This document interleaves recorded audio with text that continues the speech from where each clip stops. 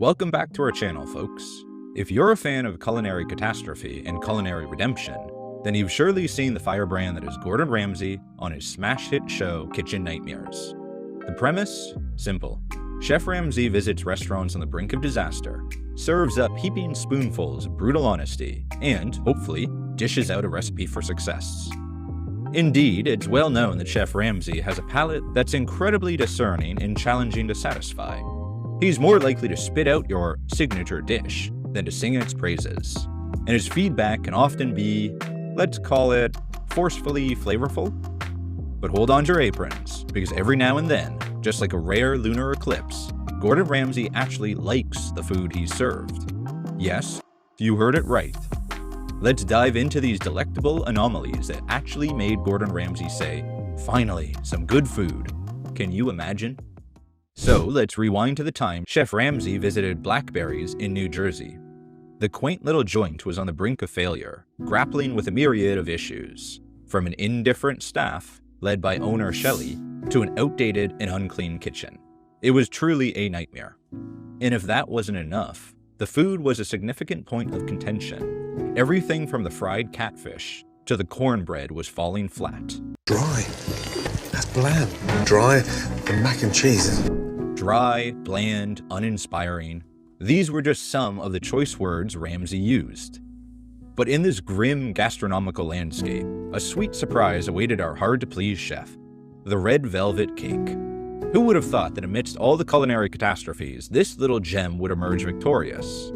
Served as a concluding act of an otherwise lackluster meal, it left an impression on Ramsay. Can we take a moment to imagine Ramsay, having just wrestled through a barrage of unpalatable dishes, taking a bite of this dessert and his face lighting up? What a sight that must have been. Let's take you through this journey. A velvety texture, with just the right hint of cocoa, draped in creamy frosting. The red velvet cake was a beacon of hope in an ocean of culinary despair. Ramsay's reaction was priceless. His exact words, if you'll recall, were, My Mother Mary. listening to an orchestra with all the wrong notes, only to find the perfect symphony in the final chord. The red velvet cake was the saving grace of Blackberry's, and it was as if Gordon could see a light at the end of the tunnel. Perhaps this was the turning point that the establishment desperately needed. With the success of the red velvet cake, and with Ramsay's guidance, that potential could be transformed into something greater. But let's not get ahead of ourselves. There are more intriguing moments to unpack, more instances of Ramsay's praise that may leave you just as surprised. On that note, let's head over the West Coast to revisit the tale of a restaurant in Los Angeles, the Burger Kitchen. And so we move on to the heart of Los Angeles, a city known for its vibrant food scene. But nestled in this culinary haven was the Burger Kitchen, a restaurant that was anything but vibrant. Family run and family ruined, the eatery was a battleground of personal conflict, financial woes, and of course, disastrous food. With a menu that boasted over 30 different types of burgers, ironically, none of them seemed to hit the mark. Enter the restaurant's executive chef, David Blaine. Not to be confused with the magician, though he was going to need some magic to turn things around. David was one of the few in the establishment who genuinely wanted to bring about a change. Unlike the owner, Alan, who insisted on using his own ill-conceived recipes, David yearned for culinary freedom. He wanted the chance to use fresh ingredients and create a burger of his own design. And so, Gordon gave him that opportunity. It was a risky move, but sometimes you have to roll the dice. The result? A burger so impressive that Ramsay could hardly believe he was eating it in the same restaurant. David's creation was a masterpiece, a fresh patty, well-seasoned, cooked to perfection, and simply oozing with flavors. It was a stark contrast to the previous, tasteless, frozen patties that the restaurant had been churning out. It's delicious. The temperature's perfect, and the roll is crispy. Gordon was so impressed that he dubbed it a title well-earned and aptly named, considering it was a symbol of hope for the Burger Kitchen. It represented a chance for redemption, a beacon of change that could potentially steer the restaurant away from disaster and towards success. That one burger was a testament to the power of genuine passion, creativity, and the use of quality ingredients. It gave us a glimpse of what the Burger Kitchen could be if it managed to shrug off its internal conflicts and focused on delivering top-notch food. But as we savor the memory of that redemption burger, it's time to set our sights on the East Coast once again. This time we'll head to New Jersey to uncover the delights hidden in a little Italian eatery run by Sharon and Paul Bazzini. Now, Bazzini was a bit of an odd case on Kitchen Nightmares. The couple, despite being passionate about the restaurant, were stumbling with operational inefficiencies, undercooked dishes, and poorly managed finances. But in this whirlwind of chaos, there was one saving grace: their desserts, specifically the carrot cake. Yes, amongst the undercooked risotto and the lackluster calamari, the dessert menu was like a shining beacon. This wasn't your ordinary, run-of-the-mill carrot cake. Oh no, it was a work of art. Moist, dense yet fluffy, bursting with flavor, with the perfect balance of sweetness and a hint of spice from the cinnamon. It was something special.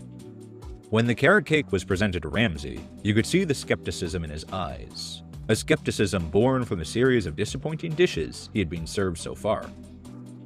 But as he took the first bite, his expression transformed. The surprise, the delight, it was all there. First of all, that is delicious. Awesome. And let's just say, praise from Gordon Ramsay is like seeing a rainbow in the middle of a storm.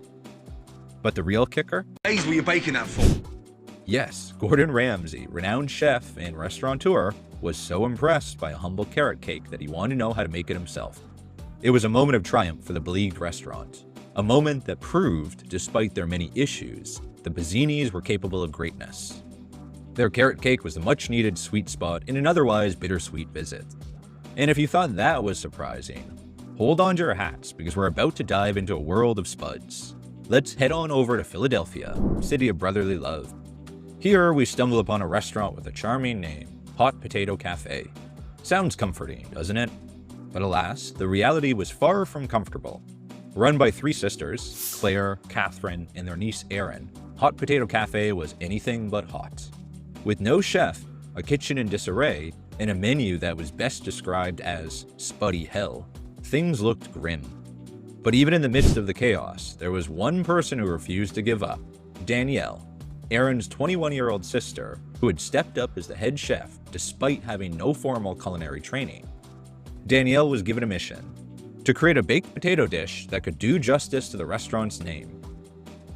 Now, one might think, it's just a potato dish. How special could it be? Oh, were they in for a surprise? In an act that could only be described as culinary heroism, Danielle came up with a dish that Thank you. Okay.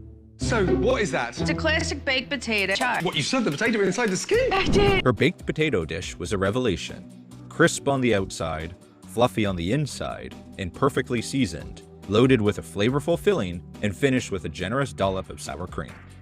One bite of the delicious concoction, and Ramsay knew he had found the silver lining in the potato cloud. Impressed by the creativity and taste of the dish, Ramsay had one immediate recommendation: to add the baked potato dish to the menu that very night. Yes, this simple, comforting dish had managed to crack the code, achieving what many fancy, elaborate dishes on Kitchen Nightmares that have failed to do: win Gordon Ramsay's approval. Danielle's baked potato was not just a win for the dish itself, it symbolized potential, proof that with some creativity, dedication, and quality ingredients, even the simplest of dishes can stand out. While the journey of Hot Potato Cafe, much like the others, was filled with its fair share of trials and tribulations, that one dish offered a ray of hope in their dire situation. Now, as we return to the current, let's head to our final stop, a place where we'll find a chowder that warmed even Gordon Ramsay's heart. We take a trip to the charming town of Mount Sinai, New York. Amidst the peaceful suburban landscapes, we stumble upon Handlebar, an eatery caught in a time warp, both in its outdated decor and its menu. Run by couple Melanie and Billy, along with manager and former dishwasher Carolyn, the restaurant was floundering. Lack of leadership, low morale among the staff, and a disinterested kitchen were just a few of the problems plaguing this once popular spot. Among their uninspired menu, there was one dish that stood out like a Polaris on a clear night: their chowder. The star of this eatery was not a fancy entree or an elaborate dessert, but a simple, hearty bowl of chowder. Gordon, who had started his visit with a plate of disappointing, overcooked scallops, was served the chowder next. After the previous dish, it's safe to say that his expectations were not high. But as the saying goes, expect the unexpected. The chowder was a welcome surprise. It was rich, comforting, and packed with flavor. Everything that the scallops weren't. Ramsay, not known to mince his words, called it, And then again, a nice little seasoner. in the middle of a culinary nightmare, the chowder was a silver lining, the gastronomical redemption that gave a glimmer of hope. Just imagine the delight and surprise of the Handlebar team. Their chowder, a seemingly ordinary dish, had just received an accolade from none other than Gordon Ramsay. While the chowder offered a hopeful moment, the rest of Handlebar's journey was a roller coaster ride of transformation and growth. But for now, we've reached the end of our culinary recap, having relished some unexpected delights that managed to impress the hard-to-please Gordon Ramsay. So there you have it, 5 instances where Gordon Ramsay actually liked the food. As we sign off, we're reminded of the potential that lies within each restaurant, sometimes hidden in a simple dish like a chowder or a slice of carrot cake.